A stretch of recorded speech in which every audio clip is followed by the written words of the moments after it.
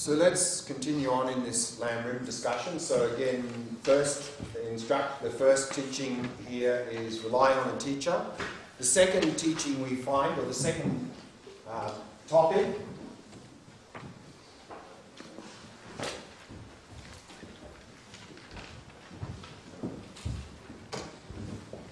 is to reflect on precious human life. To understand that we're not just human, but we have a life full of opportunity. That we're living in a time and place where we have easy access to spiritual traditions. I mean, we don't have to go too far back in history to see how most people didn't have this opportunity and in fact were just struggling to survive. And also, of course, we have the freedom to come here to this course where, again, 100, 200 years ago that would be unheard of. And then, of course, we have the aspiration or desire to do something. So if we can appreciate this opportunity we have, we'll want to make our life meaningful. Unfortunately, of course, we don't tend to appreciate things until we've either lost them or about to lose them. And so we don't appreciate this wonderful opportunity we've got in our life to make our life meaningful until much later, until we're just about to lose it. And then, of course, we're full of regrets at having wasted our life. So this reflection here is about avoiding that, avoiding having regrets later at having wasted our life, to understand we have a precious opportunity now, and so let's take advantage of it while we've got it. But then if we do this reflection and we have this feeling or sense that I want to make my life meaningful, how can I make my life meaningful? So here in the LAMRIM, that is described in 3 levels.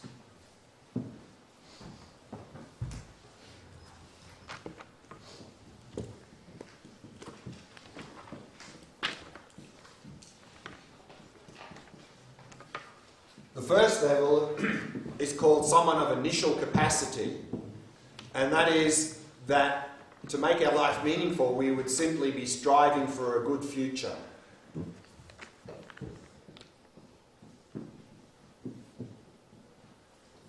A good future in this life, of course, and if we have belief in rebirth, of course, good future lives, that we would strive to have a good future.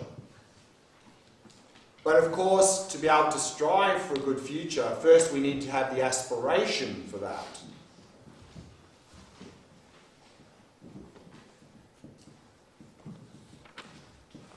So how can we cultivate the aspiration for a good future?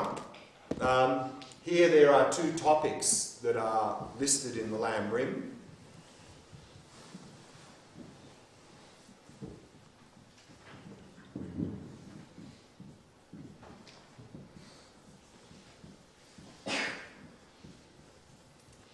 The first one is to reflect on death and impermanence.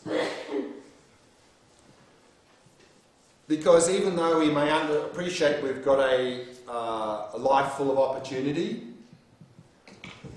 there still can be this tendency to say, well, I understand that, but I'm busy now. I'm doing my sort of career, family thing, and that spiritual stuff, I'll do it later, maybe when I retire or something. And of course we put it off, and we never begin. So to reflect on death and impermanence can help avoid that trap of thinking we've got lots of time and I'll do that sometime later. To really reflect on the fact that, in fact, we don't know how long we're going to live. We have this assumption, I'm going to live a long time, I've got plenty of time, but we don't know. And so to really understand that we don't know how long we're going to live. And I think here, with Felipe, you already did a death awareness meditation. Did he do the 9-point? No, I got to 6. So he did 6 of them. Which one did you do first? So if you've done it, you should know. So this is one sort of standard way of doing it, not the only way, but one standard way that's presented here in the text as to how to reflect on death. So it's called the 9-point death meditation. And actually it's 3 main points, and each one has 3 points to reflect on. So, what was the first one? Inevitability of death. Yeah, death is certain. Inevitability of death, good, very good. So that's the first point. And within that, we can reflect on that it's the first of the 3 points within that is that death is something we all have to go through. It's not somehow some people avoid it. And then, of course, the second point to reflect on there is the fact that we are continually moving closer to death. That the amount of time left is continually getting less and less. And the third point then is to reflect on, actually, we actually have very little time to practice because, you know, a third of the day we're sleeping and then we've got to do other things, and so we actually don't have much time, actually. So that's the first of the 3 points, death is certain. The second one is... No, that's the second one in the first point, but the second of the 3 main points. Everyone we know will die. That's still in the first one. I don't know how Felipe led the method. Is it the only thing that we are sure in the future that will happen? The second of the 3 is that the time of death is uncertain. You did that? Yeah. So that's the second of the 3 points. So the first one is death is certain. Second one is time of death is uncertain. And within that there are 3 points to reflect on. One is, of course, the human lifespan is not fixed. It's not like we all live to be so many years. It's variable. The second point to reflect on the time of death is uncertain is there are many causes for premature death, like accident, illness, war, disease, many causes of premature death. And the third point to reflect on there is that the body actually is very fragile. I mean, anyone who's studied anatomy knows this very well. I mean, it seems like we've got this rock-solid body, but actually if you study anatomy, it's like almost a miracle that all of this thing sort of hangs together. And that any little thing can stop and then, poof, the whole thing collapses. The third of the 3 points is what is helpful at the time of death. And here there are 3 points to reflect on. The first is what can't help at the time of death is all of our material possessions. We have to leave that behind. And also our friends, of course, who can help us as we're coming up to death, but at the time of death they can't help us, we have to leave them behind as well. And even our most prized possession we have to leave behind, and that is our body. So these are the things that we have to leave behind. So what can actually help at the actual time of death is how much we have cultivated our mind. That's what's really going to help us through the death process. So by doing this sort of reflection and very similar death awareness meditations, we can appreciate that we've got a precious opportunity and we don't know how long it's going to last. So that should hopefully not only inspire us to make our life meaningful, but to do it right now, not to put it off till later. Start right now.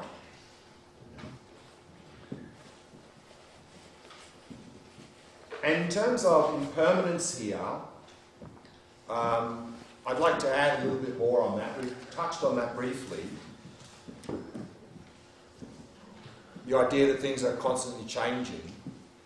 And we often feel that, you know, we think that we suffer because things change. We suffer because all the good things in our life end. That's why we think we suffer. But actually, we suffer because we don't accept the law of change.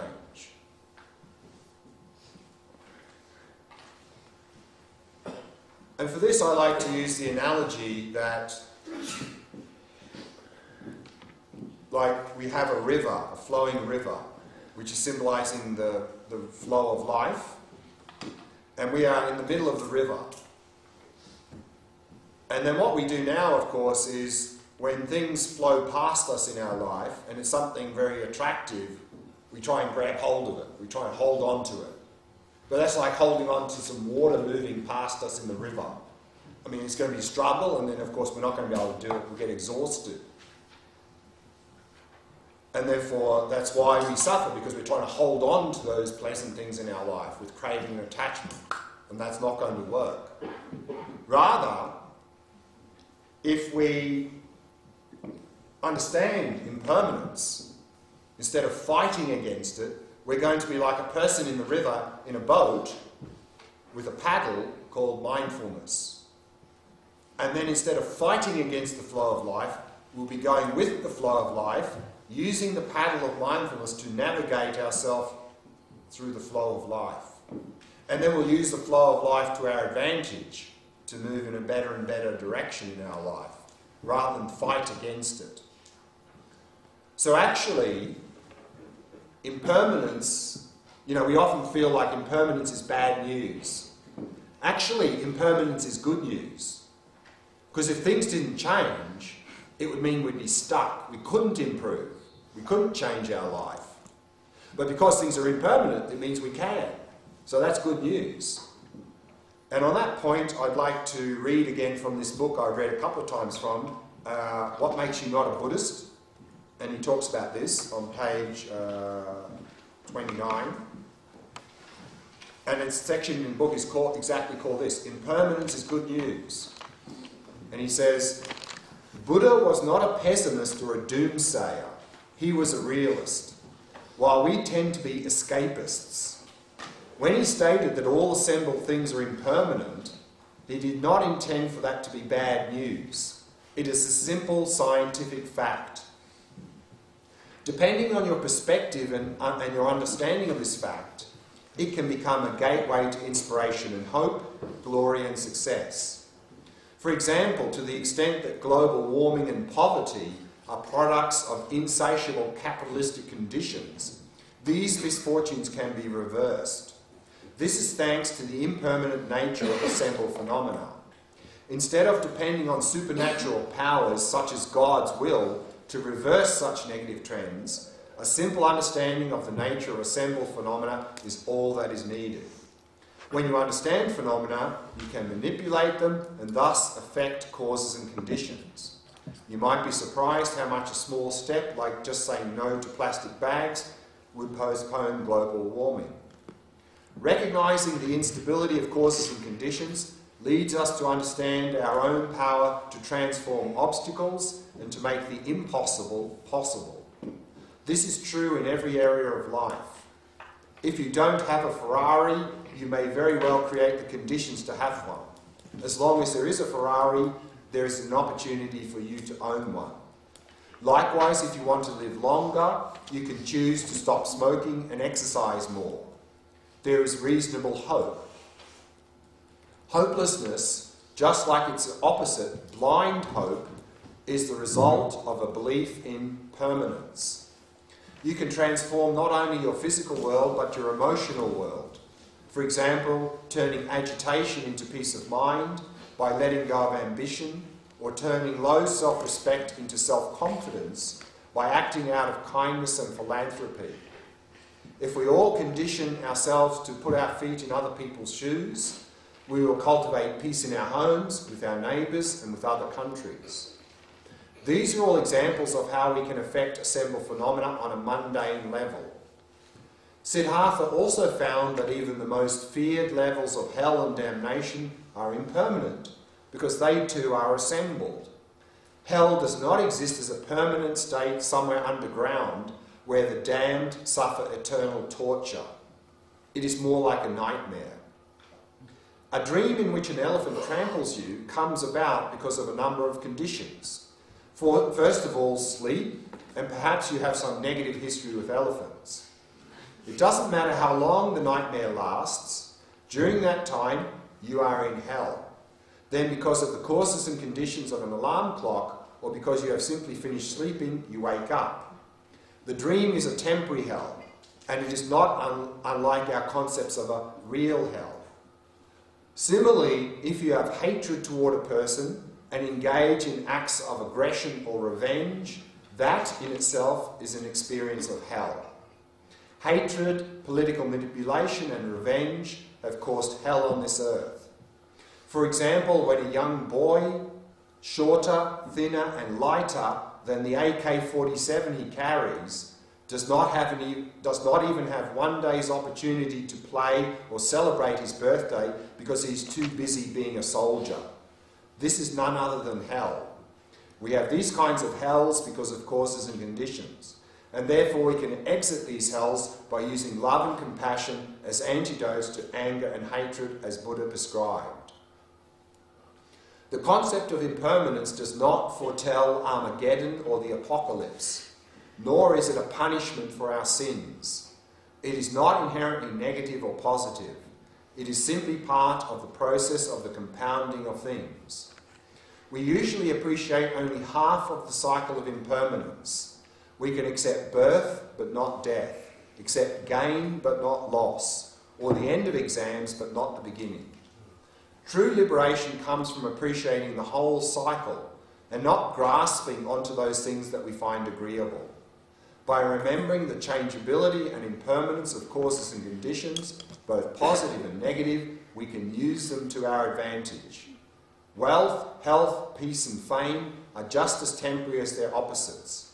And of course, Siddhartha wasn't favouring heaven or heavenly experiences. They are equally impermanent. So that is the first topic here in helping us to develop this aspiration for a good future.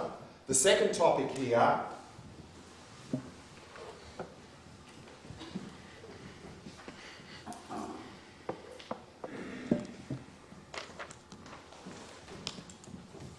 is to reflect on potential future suffering.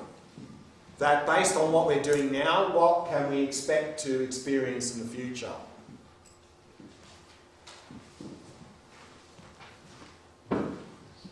And then, based on this, we would develop an aspiration for a good future. But then, if we want to strive for a good future, what method should we engage in to actually achieve that good future?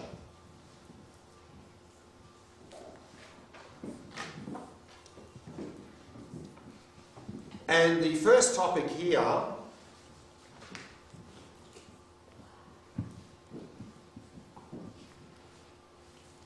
is the topic of refuge. Now, if we want to overcome our suffering, who or what do we turn to for refuge? And unfortunately, sometimes we turn to refuge to drugs and alcohol to numb the pain. So I think that's not a very good source of refuge, of course. Here, the presentation of refuge is, it's said that we can turn to refuge from suffering to three things called the three jewels.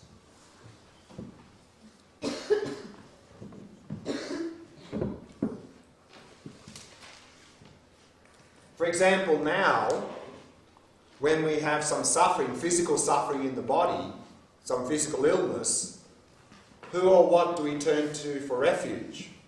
Normally we return to the doctor for refuge. Why?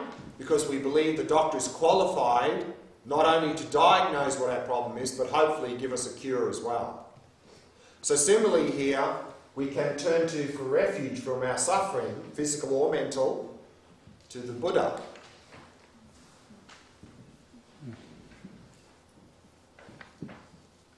Because the Buddha is qualified, because the Buddha is someone who has overcome all of their own suffering and mental afflictions. And when we go to the doctor, of course, when we're sick, then the doctor would prescribe some medicine. And so the medicine here, of course, is the Dharma.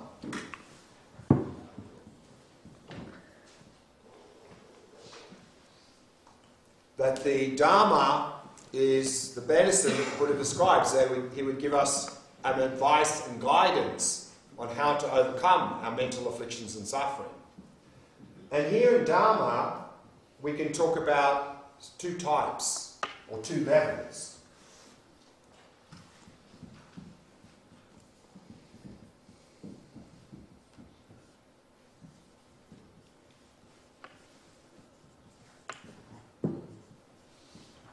There is what's called the Dharma of Scripture and the Dharma of Realization. So the Dharma of Scripture is the actual teachings of the Buddha. And in the analogy, this would be similar to the script that the doctor would give us for the medicine. There you go, take this medicine.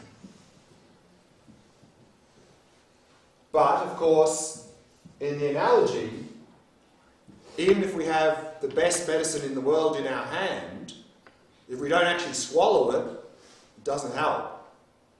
So we can have the best teachings in the world in our hand, but if we don't swallow it, if we merely leave it as an intellectual idea, it's not going to help. We have to swallow it, we have to internalize it by meditating it, coming to experience. So this is realization.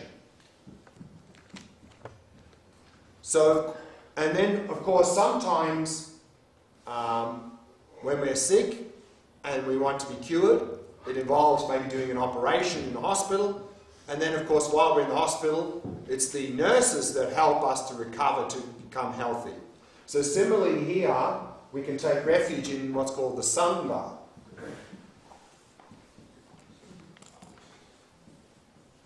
The Sangha is the spiritual community around us who help support us in doing these practices.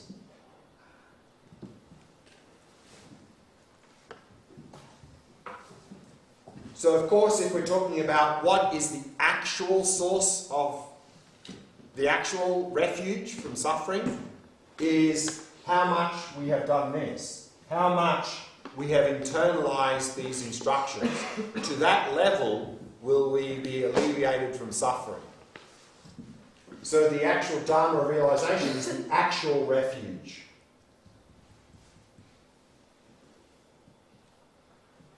Now, often it's said that what does it mean to be a Buddhist? And often it's said that we become a Buddhist when we take refuge in the three jewels, and usually through some sort of formal ceremony. That's often the measure of becoming a Buddhist. Can you repeat, please? Often it's said that the measure of being a Buddhist is if we go through a formal ceremony of taking refuge, where we basically make a commitment saying, this is how I want to follow my life. I have faith and confidence that the Buddha, his teachings and the spiritual community are going to help me to, that's the direction I want to follow my life. That I'm going to rely on the three jewels as my source of refuge. And of course there can be some advantages to this. A little bit like we have in our society the marriage ceremony, where we make a formal commitment to our partner, and that can be very useful. Because if we don't do the marriage ceremony and we have a partner and things get a bit difficult, there can be a tendency going, oh, this is too difficult, I'm out of here, and run away. Whereas if we've gone through a marriage ceremony, if difficulties arise, we'll be more likely to work through those difficulties. So similarly here, if we've done a refuge ceremony and we've made that formal commitment, then we're more likely to persist in our practice rather than at the first sign of difficulties we go, oh, this Buddhist stuff doesn't work, I'll try something else. But also, we can look at about being a Buddhist from another perspective.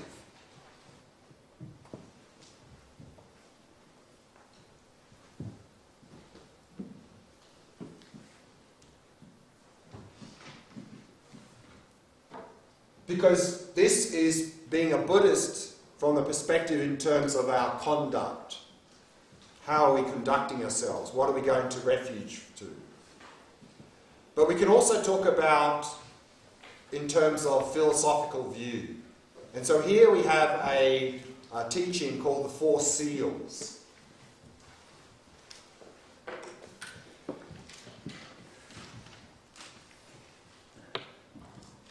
And the 4 seals were traditionally used as a measure of whether or not a text was considered to be a Buddhist text. And if the text agreed with these 4 ideas, it could be said to be a Buddhist text. And the first seal or statement is what we just saw in that quote from the book, is that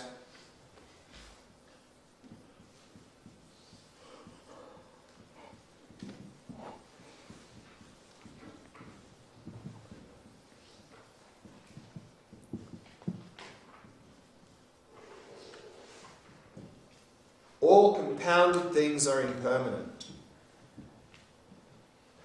Compounded thing means anything created through causes and conditions.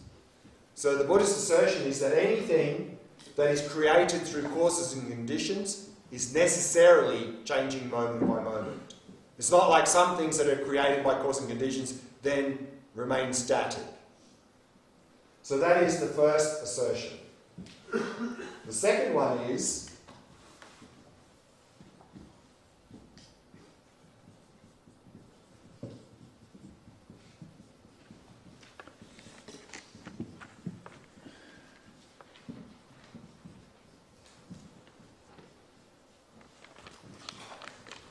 all contaminated things are suffering. And here the word suffering, of course, is a translation of the Sanskrit term dukkha. And contaminated thing here is really talking about our experiences, that all of our experiences with our contaminated mind. So basically, the second one is saying is that all of our experiences are in the nature of dukkha. Meaning none of our experiences are in the nature of genuine happiness. That everything we experience is dukkha. So this is basically the first noble truth. Third point,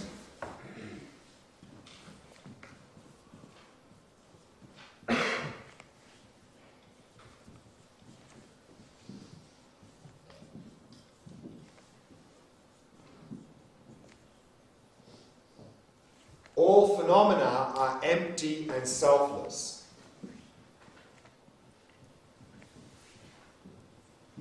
And here, how this word empty or emptiness and selflessness or no self is understood in different philosophical systems in Buddhism is not exactly the same, but all philosophical systems in Buddhism would agree on this. How they interpret these words, there's some slight differences. But this is accepted by all the systems in Buddhism.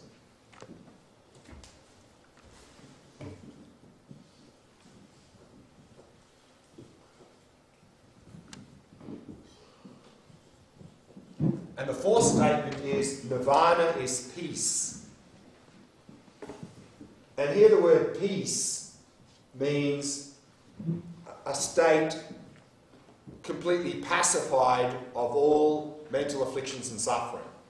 So the fourth statement is saying is that nirvana is a state completely free of all suffering and its causes.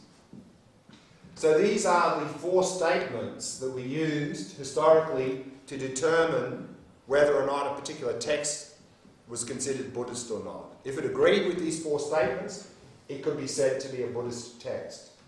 But I think we can also apply that to ourselves as a person, and that if we accept those 4 statements, then we can be said to be a Buddhist, at least in terms of our philosophical view. So that's the 4 seals. Any questions about that before I move to the next topic? Compounded, it means anything created by causes and conditions. That's what the word compounded means. Compounded means sort of to put together through causes and conditions. And is there anything in Buddhism that explicitly instructs against alcohol and drugs? What you find with this refuge, when you do the ceremony, then often with that comes, you can take precepts, like sort of vows, you can say. And at the foundation level, they're called what's called pratimoksha vows. So we talked, there's 3 levels of practice. The foundation level, the Mahayana, and the Tantra. So at all levels, we have these what's called vows or precepts. And these are basically ethical guidelines. And actually, that's something I want to mention now, is that sometimes people think that in Tantra of Adrionna we're sort of beyond ethics. But actually that's completely the wrong understanding. And what we find is that in each level we go up, from foundation to Mahayana to Tantra, the level of ethics that we need to sustain as a basis gets more and more difficult. For example, in Tantra of Adrionna, as part of the ethical basis, is that if we give up love for even one single sentient being, just one, in Tantra, this is considered a serious ethical downfall. That's the level of ethics we need to sustain to practice Tantra of Adrionna. Not easy. In the foundation level, often with the refuge, we do this what's called pratimoksha vows, individual liberation vows, and usually there are 5 things there we can take. Not killing, not stealing, no sexual misconduct, no lying, and the last one is no intoxicants. And the reason the no intoxicants is there is not that drinking alcohol is negative, but by drinking alcohol and so forth, we lose discriminating awareness and we end up doing a lot of harmful behaviour. And of course, if we're drinking alcohol, we're probably damaging the brain, and so it's going to be difficult to meditate as well. But the main reason is that drinking or taking drugs and alcohol can lead to a lot of unethical behaviour. So that's why it's sort of in that list of 5. Okay. So that was the first the first topic in terms of method to strive for a good future. Sorry. Yeah. One little question about what you said just Sure. now. So, in terms of cognitive fusion, if you drink alcohol, it doesn't mean that you are not a Buddhist. It means that in that moment you are not taking a Buddhist action, right? No. Again, these precepts, these pratimoksha vows, it really depends also who you do this refuge ceremony with. Some teachers, they say, if you're going to do it with me, you have to take all 5. Some other teachers say, you pick the ones that you really can abide by. So it's not like if we drink alcohol, you're not a Buddhist. No, we're not saying that at all. But what we're saying is that that for these 2 reasons. One is if you drink alcohol, particularly if you drink too much, you may end up doing unethical behaviour. And the second one, of course, is you're damaging the body if you drink a lot of alcohol. So for these reasons, but we're not saying that you have to not drink alcohol to be a Buddhist. Okay. No, we're not saying that at all. Giant We're just ball- saying that it's a recommendation that if we want to really practice and be ethical, then that would be maybe a good thing to do. A child born in Buddhist family take vows too. Sorry? A child born in Buddhist family has to take vows too. No. Okay. So by default it becomes a Buddhist. No. I mean, again, and this is a bit unfortunate, I find, is that, I ask people sometimes, what religion are you? And they say, oh, I'm Christian. I say, why are you Christian? Oh, my parents are Christian. Oh, I was baptised when I was a baby. For me, that doesn't make you a Christian. Are you following the teachings of Jesus? Yes or no? If you're not, how can you call yourself a Christian? If you're following the teachings of Jesus, fantastic. Great. Same here. We can go and do this Buddhist ceremony and take refuge. And people go, oh, I'm a Buddhist now. Often they walk around with a big sign on their head saying, I'm a Buddhist. But then you look at what they're doing, and they're not doing anything. They're just calling themselves a Buddhist and being unethical and not trying to follow any of these things. Well, then they're not really a Buddhist. Buddhist by name, but not really a Buddhist. So I think the key is not what we call ourselves, but what we do with our life. So again, I'm not saying a ceremony is meaningless. In fact, a ceremony can be helpful. Because a ceremony is you're making a formal commitment. You're saying, I want to be Buddhist. And of course, then you do that as an adult when you've investigated these things and you think, oh yeah, I want to follow the Buddhist path. Let me find a qualified, respected teacher who I can do this ceremony with, and then we say, I'm going to make a formal commitment to follow these practices. And that can be very helpful. But just sort of calling yourself a Buddhist, I mean,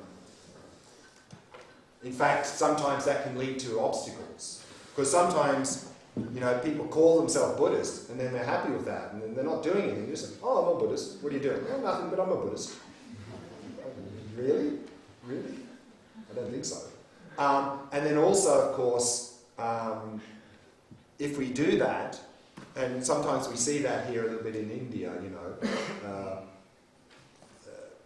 people decide they're spiritual somehow all of a sudden, and then they go and shave their head and they wear this sort of funky Buddhist clothing, walking around telling everyone how spiritual they are. And all that's happened is we've become a spiritual ego. And spiritual ego is one of the worst. It's one of the worst. Because spiritual ego has this sense of superiority. I'm spiritual, are you? I'm better than you. Look at me. Disaster. So, again, we want to, it's what we don't want to make a big outward display of things, We're trying to transform our mind. And if we make a big outward display of this, again, it's usually an ego trip. And if we're living in a conservative family or community, we're just going to attract a lot of unwanted attention, If we really feel we're Buddhist, but we live in a family or community that is quite conservative, I don't think it's a good idea to go and tell everyone I'm a Buddhist now. That's not a good idea. Inside we can think I'm a Buddhist. Outwardly, we simply implement these instructions and become a better person. And no one can argue about that. No one can argue that you're becoming more calm, more kind, more compassionate. I mean, no one can argue with that. You don't have to take vows to be a good human being. No, exactly. You don't have to do that at all. The second thing here is the topic of karma, which we've, of course, covered. By reflecting on karma and understanding that harmful behaviour leads to suffering and virtuous behaviour leads to happiness, from that would lead us to adopt an ethical lifestyle.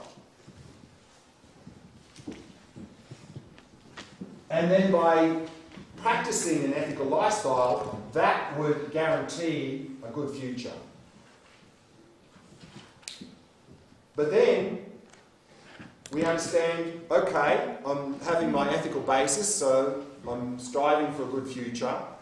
Still, though, I'm stuck in samsara. I'm still stuck in this cycle of existence called samsara. So then we can go to the next level of making our life meaningful. And not just strive for a good future, but strive to break free of samsara altogether. And so that's the second level, someone of middling capacity.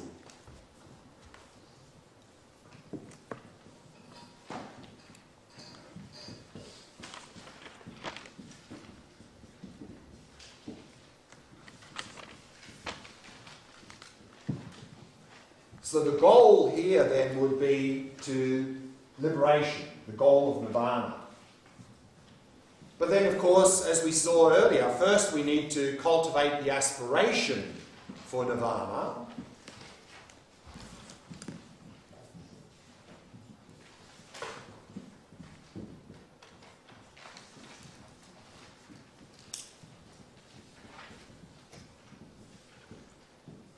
And of course, that aspiration was called renunciation.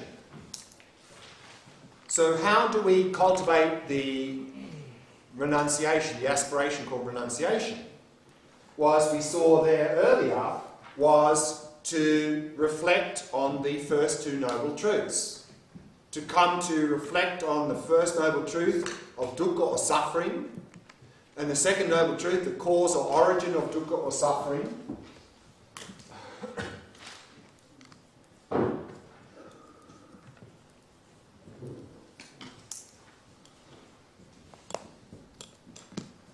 To understand that there's no genuine happiness to be found out there, and to understand that the underlying source of our suffering is in our own mind. So if we reflect on the first two noble truths, and understand we can eliminate those mental afflictions from our mind, then that would lead us to develop to the aspiration to be liberated from suffering.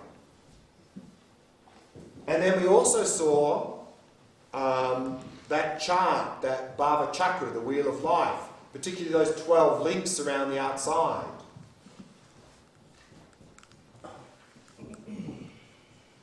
So we also find here in the LAMRIM, the second topic here to help us to develop the aspiration called renunciation is to reflect on those 12 links. To reflect on those 12 links, to see how we're stuck in this cycle of samsara due to our ignorance and mental afflictions, but also then how to break free. So both reflecting on the first two noble truths and the 12 links can help us to cultivate this aspiration of renunciation. But then, of course, once we've cultivated that, we need a method to achieve nirvana.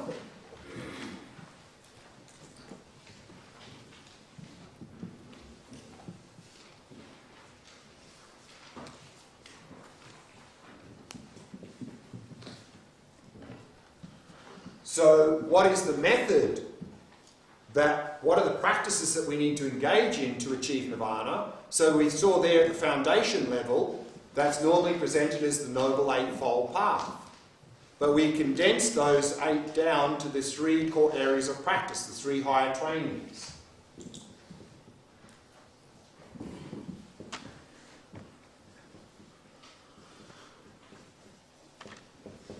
So then we would engage in those practices. I mean, we've already earlier, of course, established the ethical basis, but then in addition here, then we engage in the shamatha practice to develop single point of concentration. We engage in the vipassana practice, particularly here to realise this no self, and then we can strive for the goal of nirvana. So that's the method we use to achieve the goal of nirvana. But then we can understand here, well, I'm not the only person stuck in this mess. Everyone else is in the same situation. So we can go to the next level of making our life meaningful, and that is not only striving for our own liberation from suffering, but striving for the goal of enlightenment to help liberate everyone else. So this is someone of what's called great capacity.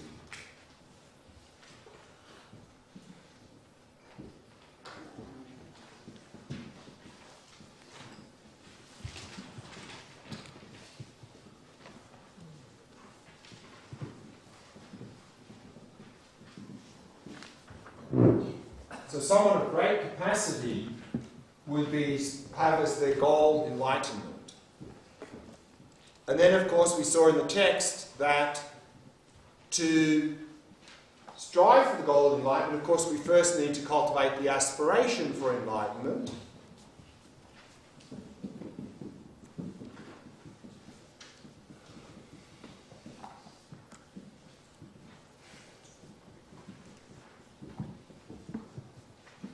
And that aspiration, of course, was called bodhicitta. How do we cultivate bodhicitta? We saw there were 2 main methods there.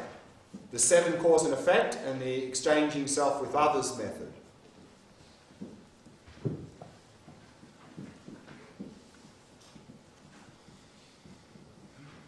So we see these 2 topics here in the LAMRIM. How to do the 7 cause and effect method and the equalizing, exchanging self with others.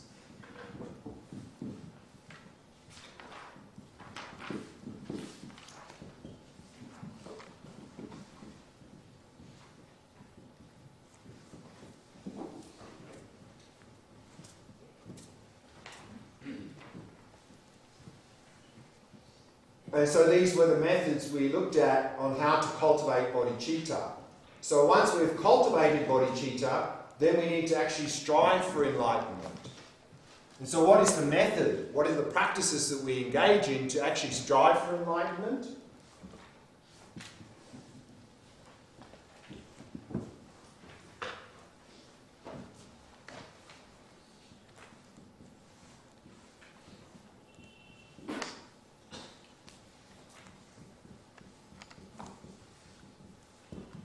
So of course that we saw was normally presented as the 6 perfections. to engage in these 6 perfections, the generosity, ethics, patience, joyous effort, concentration, wisdom. And particularly here in the 6 perfections, this wisdom of emptiness.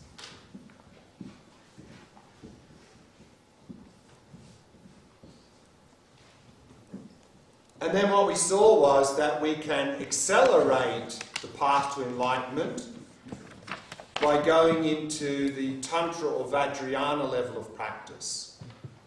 That on the basis of doing these practices, we can go to the next level and practice Tantra of Adrionna, and there we saw the practices were these 2 stages.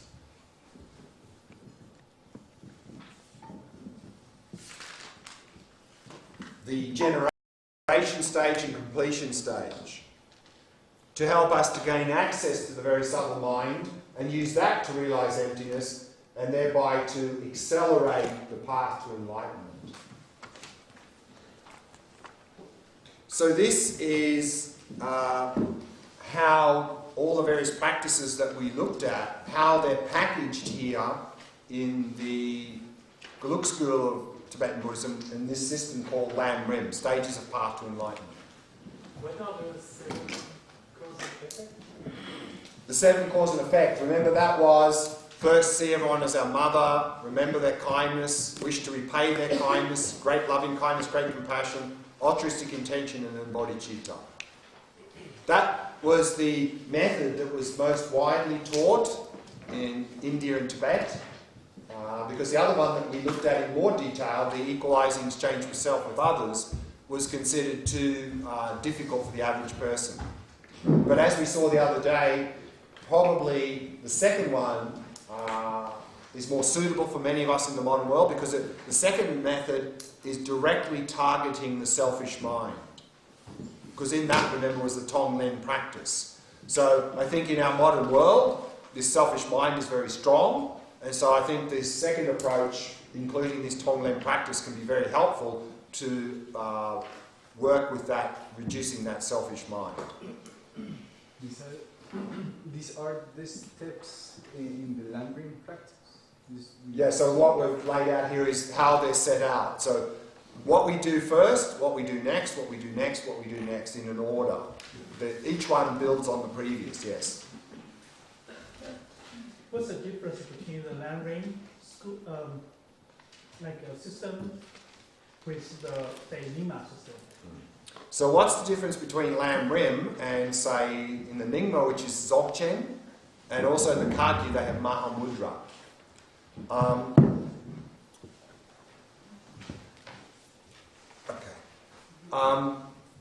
At a foundation level, pretty well the same. You know, when we looked at the foundation level there, we talked about precious human life, death and impermanence, refuge, suffering of samsara, and then karma. So these 4 were sort of the 4 key topics in the beginning. And what we find in both in Dzogchen, the Nyingma, and the Mahamudra Kagyu, we have exactly the same 4 practices in the beginning. And they're often packaged differently. They're often called the 4 thoughts that turn the mind, or sometimes called the 4 common preliminaries. So they give them a different packaging name, but it's exactly the same practices. So what we find is at the foundation level, pretty well identical. But then when we get to the higher levels of practice, what we find is that, here we looked at, and of course then refuge and bodhicitta, of course, also is one of the core foundation practices there. And then when we look in the 6 perfections, here we have the 2 main practices really of shamatha vipassana. So what we find is that in the Kagyu and the Nyingma, Dzogchen Mahamudra, on the basis of those preliminaries and then cultivating this refuge which we saw, and the bodhicitta, because of course they are Mahayana practices, so they need that as an entry point. So you can't practice Mahamudra or Dzogchen without bodhicitta. If you do, it's not Mahamudra or bodhicitta, Mahamudra or Dzogchen. Because bodhicitta is the door of entry and foundation for all Tibetan Buddhist practices. So then we cultivate those two, and then when we are working at this level here, then of course practicing six perfections and the two core, remember the six perfections we can condense down to ethics, concentration, wisdom. So what we find, like here, the same in Dzogchen and Mahamudra, is you practice shamatha and vipassana. You practice single point of concentration and you practice the wisdom of emptiness. What is a little bit different is here in the LAMRIM, when in the six perfections, we go to the concentration practice, the shamatha practice. And that's the topic for this afternoon. I want to talk more about that this afternoon. Is when we're doing this practice of developing single point of concentration, we can pick any one of many different objects. And what we saw right at the beginning of this course, in most Buddhist traditions, the object that is most widely recommended is the breath. Focus on the sensations of the breath. Here in the LAMRIM, in the Gelug school in LAMRIM, when this shamatha practice is explained, the object that is most often emphasized here is use a mental image of a Buddha. Why? Because in the next level of practice, you're going to be doing a lot of visualization of yourself and other Buddhas. So if you've used that as the object here, that's good preparation for this. Very good preparation. The reality is, though, many of us who've tried to do that, it's find extremely difficult because it's a complex visualization and we don't really know what a Buddha really looks like. So for actually many of us to follow these instructions here to use a mental image of a Buddha's object, very difficult, very difficult. So therefore we can use the breath as the alternative here. But then when we go into the Mahamudra Dzogchen, in both of those systems, so far we've seen is pretty well the same or similar in terms of the steps. When we get here to this stage in the shamatha practice, because Mahamudra and Dzogchen, here in our Vipassana practice, what we saw yesterday was, where do we start? What's recommended? We start by looking for me, the person. That's what we saw yesterday. We can start, like shamatha, you can focus on any object. In vipassana, emptiness, you can investigate anything. Me, body, mind, cup, lap, anything. But in the Gelug, when we start here, they say, focus on person, look for the person, because that's where we start to go wrong. In the Kagyu and in the Mahamudra and Dzogchen tradition, when they come to the shamatha practice, or when the emptiness practice, what they recommend is start with the mind. Investigate the mind, look for the mind. That's their sort of perspective or focus. And because of that, then what they recommend is, as a basis when we do shamatha, because in the vipassana we're going to investigate the mind, it would be good in your shamatha practice to use the mind as the object, because you become very familiar with it there. So in the shamatha practice, in Mahamudra Dzogchen, they recommend use the mind. Focus on the mind. The same practice, whether you focus on an image, breath, mind, same practice. Because then, if you're focusing on the mind, then when you go to the Vipassana practice in Dzogchen Mahamudra, we're investigating mind, we're already very familiar because we've been observing it for a long time. Then the Vipassana practice becomes a lot easier. And then, where it gets a little bit different is here. So this is Tantra of Adrionna. So far we see that in the LAMRIM or Dzogchen Mahamudra, more or less the same sequence, some little differences in terms of what to focus on, but it's the same practice. But then when we go from here to here, also in Dzogchen Mahamudra they have two stages, so that's similar. But in addition to that, they have what's called pointing out instructions, where the teacher, it's a very direct approach, that the teacher would point out the nature of the mind to the student And if the student's ready, merely through doing that, they can cut through to the very subtle mind without doing these generation and completion stage practice. However, having said that, to do that is not easy. So what you find in the Kagyu and Mahamudra, in the Mahamudra and Dzogchen systems, is they do both.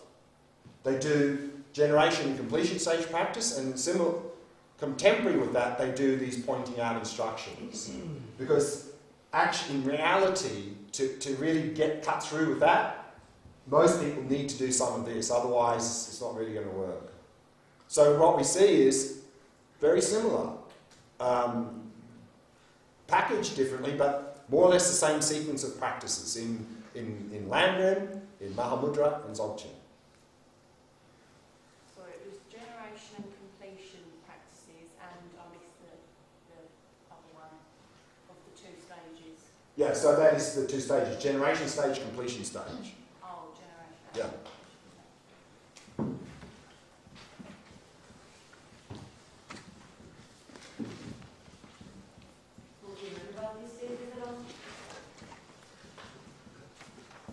Historically, you would never even hear about this except from your personal teacher when you were ready.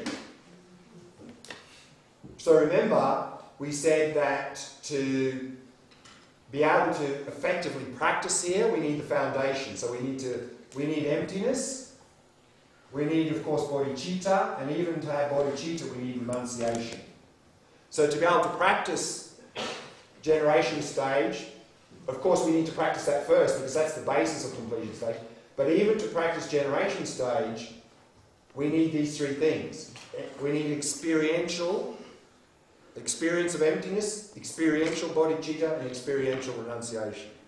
If we don't have that, then generation stage practice is probably not. It's going to be a little bit of a waste of time, and it could also just increase our delusion. Because in generation stage practice, as we saw here in Tantra of Adrionna, we are using it's called resultant vehicle. We are doing all the practices from the perspective of the enlightened state. And so we are, in the practice, we are arising in the enlightened state. And if we don't have an understanding and experience of emptiness, we're not going to be able to do that. What we're going to do is, we're going to sit there in our meditation and we're going to say now, okay, now I'm pretending to be Chenrezig. I'm pretending to be Manjushri. I'm pretending to be Tara. Then it's just replacing one delusion with another. We have to do it properly, we need to arise out of emptiness. Can you recommend literature for getting an overview of the Buddhist traditions? Buddhist traditions. Actually, there's a book out not long ago called One Teacher, Many Traditions from Dalai Lama. Very good book. Edited by Thupten Chodron. It's a very good book. Covering the basic concepts in many, well, that's what it's called, One Teacher, Many Traditions. So that's a very good book. I have never practiced Vipassana meditation, but in one teacher training we did a preparation for Vipassana, which is called Anapana, and this means That's shamatha. It's shamatha. Okay, this was actually my question. Yeah, Anapana Sati. Yeah. Sati means mindfulness. Anapana is breath. Okay. So Anapanasati is mindfulness of breathing. So it's shamatha practice focusing on the breath. Yeah. Yeah. And so, of course, in the Goenka retreat, the first 3 or 4 days, that's what you do. You do Anapanasati, which is mindfulness of breathing. So there's shamatha. So the Goenka retreat is called a 10-day Vipassana retreat, but technically that's misleading. Because actually for the first 3 or 4 days you do no Vipassana, 0 Vipassana. You're only doing shamatha, Anapanasati. You're focusing here for 3.5 days, 10 hours a day. Why? Because if you don't develop some concentration, then doing Vipassana is not going to work. And of course, even in that retreat, you start by, you are to follow some ethical guidelines. When you sign up for the retreat, they say, here's the ethical guidelines, follow those for the retreat. So also there, we're following ethical guidelines as a foundation for the retreat. And then the next practice we do is shamatha, so we do 3.5 days, 10 hours a day, focusing here. Good. Then we engage in the next 5 or 6 days of Vipassana. But remember, the Goenka retreat is within the Theravada tradition. So when we say Vipassana in Theravada, we're talking impermanence, suffering, no self. And because that is an entry-level retreat, they only look at the first one, impermanence. And when they do Vipassana in Theravada, they do it what's called the 4 applications of mindfulness, meaning you're investigating 4 things. They are body, mind, feelings, mind, phenomena. And again, because it's entry level, you only start with the first one, the body. You don't do the rest because that's next. So therefore you do the body and only impermanence. That's what we're working on for 6 days. Yeah. Just that. And when you're going on advanced level, you start doing this second, third, and fourth. Well, I've never done, so I assume they would go on to no self and things like that. But what we've seen, and all Buddhist traditions agree, we have the 2 wings of practice of wisdom and compassion. And what I find a bit unfortunate in that retreat is the compassion wing gets very little attention. You know, generally it's like 1 session of loving kindness near the end, and that's it. And then what happens, and of course Goenka says it's important, but what happens is because people spend 3.5 days on shamatha, 6 days on vipassana, and 1 session on loving kindness, then after the retreat often people think, oh, you know, that loving kindness thing, that's not so important. Let's just do the vipassana. And then they wonder why they get themselves into trouble. It is because they don't have a balanced practice. Can you recommend a good Vipassana meditation center? Well, again, I tend to often recommend the Goenka ones because they're available in many countries and they're by donation, so they're affordable. I mean, of course, another alternative similar to that is in Thailand. There's a Thai Vipassana, and the Thai Vipassana is not as hardcore because Goenka, you're sitting 10 hours a day. 10 hours a day. Start at 4 o'clock every morning. The Thai ones you do alternating, sitting, walking, sitting, walking, sitting, walking. So it's a little bit easier, but they have a similar approach because that's also Theravada. So that's available in many places in Thailand. So that's, you can look for that. The meditation technique seems to be, for me, very important. For example, in these retreats, they point out that the Buddha, one of the main teachings he gave was what technique he used for getting enlightened. So they say our technique is the same technique the Buddha used. I wonder, for example, all the meditations we use, where do they come from, and The Buddha. And how do you? Yeah, the Buddha. choose I mean, the I think meditation to practice? I find that a little bit unfortunate that in that course they say we've got the pure technique and no one else has. I think that's a little bit not correct, actually. You know, I find that a bit unfortunate that they say that. Have they got a good, valid technique? Great, yes, sure. But I'm sure there are many Buddhist other traditions that also have valid, good techniques that the Buddha taught. So like the Buddha gave many different types of... And then, of course, in all traditions, then, you know, people start inventing things. I mean, even in, you know, that's coming from Myanmar. And I'm sure in Myanmar Buddhism you'll find teachers who invent their own thing. I mean, you get that everywhere. I mean, I think that's sort of what he's trying to indicate is that, you know, we need to be discerning in the techniques that we get. But I think to go on to say, well, this is the only pure technique and everything else is not, I think that's not quite correct. I wanted to ask a question, but I was a little bit Sure. worried. Is there like a book of Dharma, like a Bible? Like A Bible. these books which are there, is like these all Dharma books? Or? I'm not sure what you're really asking. Like, is there like one precise book? So again, what we've seen is that the Buddha taught many different things to many different people, and then the various traditions have packaged those core teachings in a very specific way, particularly to suit that culture.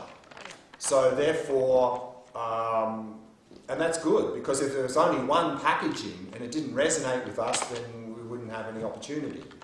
So therefore, I think for our side is to have a look at these different traditions and see whether that resonates with us and whether that's something that we connect with. So there's not like one standard. I mean, what we've seen, of course, is that in all the traditions, there's the same core elements, ethics, concentration, wisdom, and the compassion wing. We've seen there's core elements there. And I think if a tradition doesn't have those core elements, then what's happened is someone's looked at that probably recently and go, oh, we don't like that stuff, let's get rid of that. And then strip that out. Then you get a system that's not effective. But certainly all the Buddhist traditions, the historical traditions, all have these core elements of practice. And they are written in one book. No, not one book, because if that one book would be like, in Tibetan Buddhism, if it was written all in one book, there'd be probably about 100,000 pages or something, or more probably. Because in the Mahayana, we've seen here, there are a lot of practices, and I mean, it would be a massive, massive book. So, I mean, so therefore, what you find is that initially, there will be books that give you the core elements, and then if you want in a particular practice to go more deep, then there'll be a book about that practice, separate, that really goes into a lot of detail about that practice, or maybe a couple of practices. So you'll find there's more general sort of summary things and then more very specific books. So like in the practice of emptiness, you'll find a lot of different texts, huge texts, just talking about that practice. And are these translated texts? Or Yeah. Of course, some of the original Sanskrit texts and Pali texts have been lost, but yes, a lot of them has been translated from Sanskrit and Pali into the various different languages, yeah. And so where would they be available to reach out to? Yeah. So what we find is that there's what's called Kangyur, in the Tibetan word is Kangyur and Tengyur. Kangyur means the words of the Buddha, so the sutras of the Buddha. And then Tengyur is all the commentaries were written by the great Indian masters like Nagarjuna and Chandrakirti, Shantideva and so forth. And what you find is that, particularly in the Tibetan system, but in Mahayana systems in general, we don't study the original words of the Buddha directly very often, because the original sutras of the Buddha were just individual teachings that he gave. And so, therefore, if we wanted to study, say, emptiness or some particular topic, we would have to search through many different teachings of the Buddha and see where did he teach about loving kindness, this one here, this, and it would take enormous effort to collect all of those things together. So fortunately, the great Indian masters historically did that work for us. Like Nagarjuna and so forth, they took all these various teachings of the Buddha on a topic and put it all together in a very comprehensive, complete text. And so then generally if we study a topic like emptiness or something, we use one of those texts from the Indian masters. And within those, they often have quotes quoting various sutras. So you can see where the original comes from. But then it's all systematic. Makes it a lot easier for us. What are the books that are behind? Yeah, so this is the Kangyur and Tengyur. This is exactly what I said. I don't know which side. I think that's the words of the Buddha, and these are the Indian commentaries. Separate parts of the practices of the Buddhists. Sorry? If you could like split how many practices you have, because you have Tantra, Tara, you have the Dharma study. How could you split how many parts? Well, remember here we saw there's 3 levels. Foundation, Theravada level, Mahayana, Vajrayana. But then we saw in all of those levels, actually there's 3 core areas of practice. There's ethics, concentration, and wisdom. Or ethics, shamatha, vipassana. And of course that needs to be balanced with the compassion. So we can say basically, on the basis of ethics, in all levels, there are 3 core areas of practice. There's shamatha, and that's the basis of wisdom and compassion. If we don't take those 4 things into account, we're not having a balanced, it's like unhealthy diet. So when you study Buddhism, you study everything. No. You don't get specialized. I mean, if you tried to study everything, you'd probably study for the rest of your life and still not have done half of it. Remember, study is the basis for practice. We need enough study to practice. We don't need to study everything. No? But if we don't study anything, we've got no basis for practice. Last question, then we have to break. If you've taken 5 precepts without fully understanding what you've done, and then you go on to break one of them, is this going to lead to a bad karma? No. These precepts are to help us to avoid harmful behaviour. You know, sometimes people think, I'm not going to take this precept because I'm not going to be able to hold it. That's probably true of all the precepts. And all these precepts we can take at many levels. Not killing. What we saw is that we try not to kill, but at some level we're creating harm. So rather, we shouldn't have the attitude, I'm not going to take that precept because there's no way I'm going to be able to hold it. Rather, if that's something we aspire to, that if really not killing is something I really want to have, take the precept and then as best we can, hold that precept. And then when we transgress, then go through that purification and keep working with that. Because that's going to give us some determination to work on that precept. If you take the precept and like the no intoxicants precept, if you take it because you really want to not do that, and that's something easier to avoid, of course, but if you take the precepts and go, well, maybe, okay, maybe I'll have some drinks or something, then better not take the precept. So if you're not wanting to really keep it, then don't take the precept. Cool. And you do questions up here at lunchtime? Sorry? For question time? Oh, for the interview? Yeah. Yeah, it's here. Just here. Up here. Yeah. Thank you. Okay, let's stop there because it's run out of time. We need to get some discussion questions.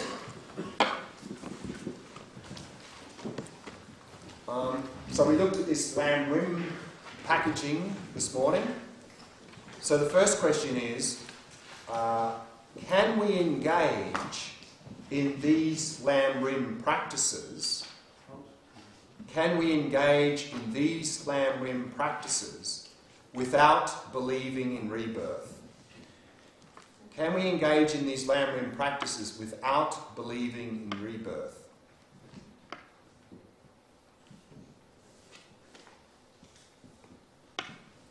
Second question is about the first topic from this morning, that is the relying on a teacher. And so the second question is, do we really need a teacher? Do we really need a teacher? If so, how should we rely upon them? If so, how should we rely upon them? How she would, sorry? How she would? How should we rely upon them? Third question is about this topic we looked at this morning briefly, death and impermanence. So the question is,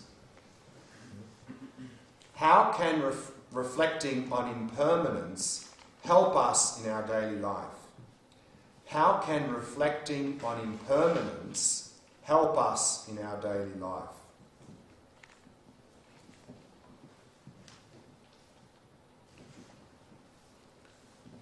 And the second part of the third question is, won't reflecting on death just make us depressed or anxious? Won't reflecting on death just make us depressed or anxious?